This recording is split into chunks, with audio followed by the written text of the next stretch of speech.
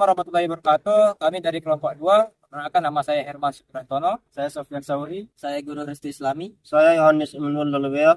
Saya Teguh Arif Bagus Gandaru. Kami di sini menceritakan kisah Dewi Renjani, di mana kisah ini mengangkat tentang filsafat pendidikan.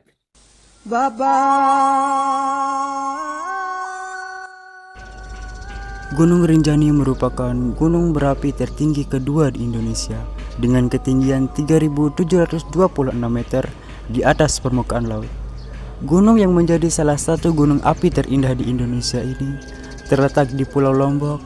Gunung Rinjani berada di bawah 4 kabupaten, yaitu Lombok Timur, Lombok Tengah, Lombok Barat, dan Lombok Utara. Sebagaimana cerita Nusantara lainnya, Gunung Rinjani juga memiliki legenda tersendiri. Dahulu kala, di Pelabuhan Lembar, Kabupaten Lombok Barat, terdapat kerajaan Tuan yang dipimpin oleh raja bernama Raja Datuk Tuan. Raja Datuk Tuan memimpin kerajaan hingga rakyatnya hidup makmur dan bahagia.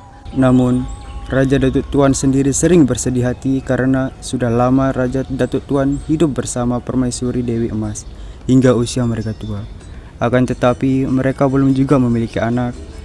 Lantas, siapa yang akan meneruskan tahta kerajaan jika mereka tidak memiliki anak?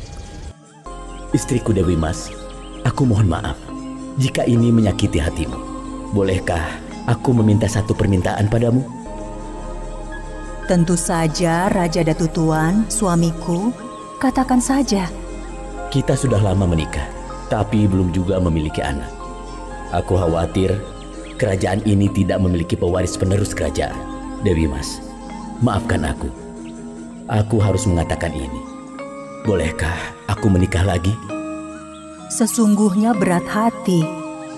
Tapi demi penerus kerajaan ini, aku mengizinkan suamiku menikah lagi. Setelah mendengar persetujuan Dewi Emas, Raja Datuk Tuan pun meminang seorang gadis bernama Sunggar Dutul, putri dari Patir Ulur. Namun, setelah Raja Datuk Tuan menikah dengan Sunggar Dutul, perhatian Raja pada Dewi Emas semakin berkurang. Raja Datuk Tuan lebih sering bersama Sunggar Dutul. Hal ini membuat Dewi Emas bersedih hati, namun Dewi Emas tetap bersabar. Karena kesabarannya, tanpa diduga-duga, Dewi Emas akhirnya hamil.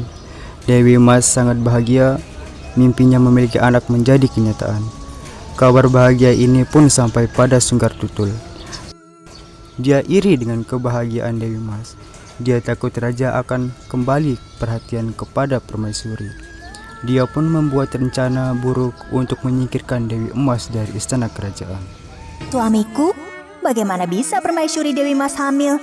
Padahal selama bertahun-tahun dia tidak bisa hamil. Jangan-jangan.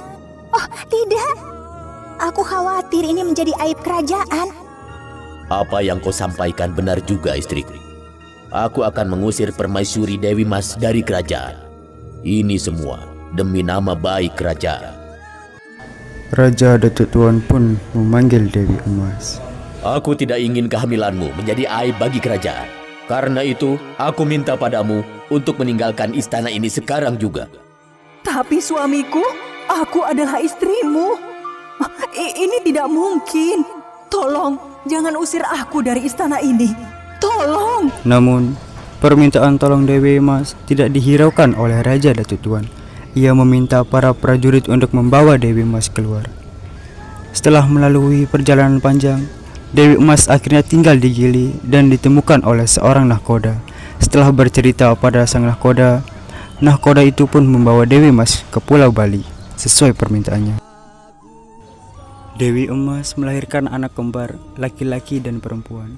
Anak laki-laki diberi nama Raden Nuna, putra Janja, dan anak perempuannya diberi nama Dewi Rinjani. Kedua anak Dewi Emas tumbuh menjadi anak yang lucu dengan wajah yang cantik dan tampan. Seiring berjalannya waktu, anak-anak Dewi Emas mulai bertanya tentang ayah mereka. Dewi Emas pun bercerita. Dewi Emas pun menceritakan semua kisah yang dialaminya. Mendengar cerita dari ibunya, Raden Nuna sangat marah. Dia berjanji akan menemui ayahnya bagaimanapun caranya. Raden Nuna pun pergi berlayar untuk menemui ayahnya. Namun, dia dihadang oleh para pengawal kerajaan. Dengan kekuatan keris yang dimilikinya, Raden Nuna bisa mengalahkan semuanya. Melihat pengawal kerajaan yang kalah melawan Raden Nuna, Raja Datuk Tuan turun tangan untuk melawannya sendiri. Raja penasaran bagaimana cara untuk mengalahkan anak muda tersebut dan siapa dia sebenarnya. Akan tetapi, ketika Raja Datuk Tuan sedang melawan Raden Nuna, tiba-tiba terdengar suara gaib. Hai Datuk Tuan, janganlah kau aniaya anak itu. Anak itu adalah anak kandungmu sendiri dari istrimu Dewi Mas. Raja kaget mendengar suara gaib tersebut. Dia juga menyesal. Akhirnya, Raja pun bersedia mendengarkan cerita dari Raden Nuna, anaknya sendiri. Setelah mendengar penuturan dari anaknya, Raja pun menangis. Ia sangat menyesal karena telah mengusir istri yang sangat setia. Baik ayah, aku akan ikut serta menjemput ibu. Dewi Emas akhirnya kembali ke istana kerajaan bersama Raja, Datuk Tuan dan kedua anaknya. Meski pernah difitnah oleh Sunggur Tutul, namun Dewi Emas tidak menyimpan dendam. Sementara itu, semakin hari, kebijaksanaan, kedewasaan, dan ketampanan Raden Nuna semakin menonjol. Ia pun diangkat oleh Raja Datuk Tuan untuk menjadi raja. Terima kasih ayahanda sudah mengangkatku sebagai raja di kerajaan ini. Aku berjanji akan menjaga kerajaan ini dengan baik. Lakukan tugasmu sebagai raja yang bijaksana, anakku. Baik ayahanda. Setelah turun tahta, Raja Datuk Tuan memutuskan untuk bertapa di sebuah gunung. Ia pun mengajak Anjani untuk menemaninya. Kalau itu keputusan ayah, aku siap menemani ayah pergi kemanapun. Raja Datuk Tuan dan Putri Rinjani melakukan perjalanan menuju puncak gunung. Sesampainya di tempat yang dituju, keduanya langsung melakukan pertapaan. Namun, saat sedang bertapa, Dewi Rinjani justru diangkat sebagai ratu oleh para jin. Sejak saat itulah, gunung tersebut dinamakan Gunung Rinjani. Bagi masyarakat Pulau Lombok, khususnya suku Sasak dan suku Bali, Gunung Rinjani dianggap sebagai tempat suci dan merupakan istana para dewa. Kini, Gunung Rinjani dengan pemandangannya yang mempesona berhasil menarik kedatangan wisatawan lokal maupun wisatawan mancanegara. Nilai kesetiaan dan pengorbanan, di mana Dewi Mas menunjukkan kesetiaan dan pengorbanan yang luar biasa ketika ia mengizinkan suaminya untuk menikah lagi demi keberlanjutan kerajaan. Ini mengajarkan pentingnya kesetiaan dan pengorbanan dalam menghadapi situasi sulit, serta ketabahan hati dalam menjalani kehidupan. Selanjutnya kesabaran dan keberanian. Kesabaran Dewi Emas yang membuahkan hasil dengan kehamilannya, dan keberanian dari Raden Nuna berlayar untuk menuntut hak keadilan bagi ibunya.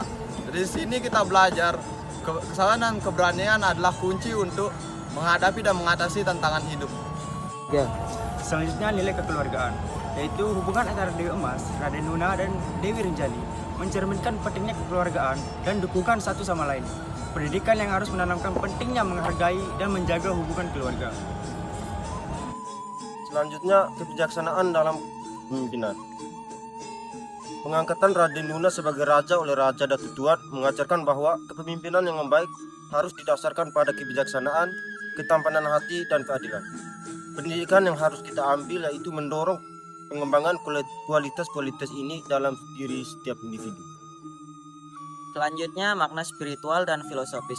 Perjalanan Raja Datuk Tuan dan Dewi Rinjani ke puncak gunung untuk bertapa, serta pengangkatan Dewi Rinjani sebagai ratu oleh para jin menunjukkan makna spiritual dan filosofis yang mendalam.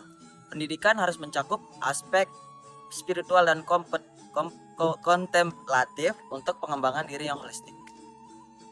Jadi, kesimpulan yang dapat kita ambil dari cerita ini adalah surat dengan nilai-nilai yang dapat dijadikan pelajaran dalam kehidupan sehari-hari. Kesabaran, keadilan, kesetiaan, keberanian, kepemimpinan yang bijaksana, dan spiritual dan filosofis dengan alam adalah beberapa nilai yang sangat relevan dan penting untuk ditanamkan dalam pendidikan.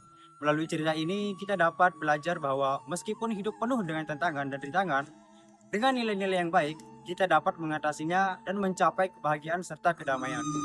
Nganjang ke kabun